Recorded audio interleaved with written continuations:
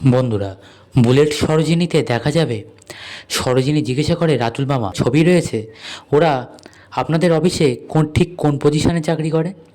তখন রাতুল মামা বলে, আরে ওরা তো শুধুমাত্র লেবার। তখন সরোজিনী বলে, শুধুই লেবার? তখন মামা বলে, হ্যাঁ শুধুই লেবার। বলছে আচ্ছা ঠিক আছে, তাহলে দেখুন। এই বলে পরপর আরও ছবিগুলো দেখায়, বলে যে এই ছবিগুলো দেখুন।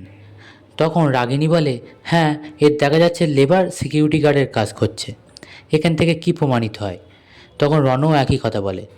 তখন সরোজিনী বলে, হ্যাঁ এখান থেকে তো এটাই প্রমাণিত হয় যে একজন লেবার সে সিকিউরিটি গার্ডের কাজ নিয়ে অনুষ্ঠান বাড়িতে কাজ করছে, আবার রাগিনী ম্যামের অনুষ্ঠানে কাজ করছে। তাই একজন মালিকপক্ষের সঙ্গে ওদের এমন কি সখ্যতা, আবার ওরাই আবার বিভিন্ন রকম কাজের জন্য ধরা পড়েছে।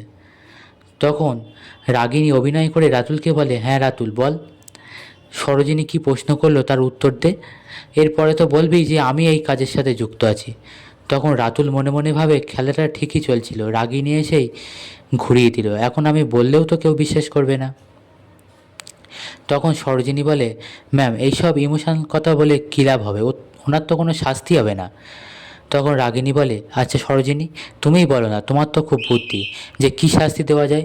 তখন সরোজিনী বলে, ওনাকে পুলিশ এনে ধরিয়ে দিন, মামাকে ধরিয়ে দিন। তখন দেখা যায় দাদু বলে যে কাউকে আনতে হবে না, আমি পুলিশ ডেকেছি।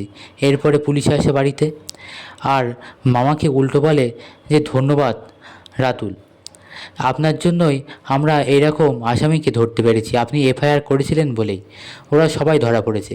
মানে পুরো খেলাটাই ঘুরিয়ে দেয়, তবে এই সবই দাদুর কারসাজি।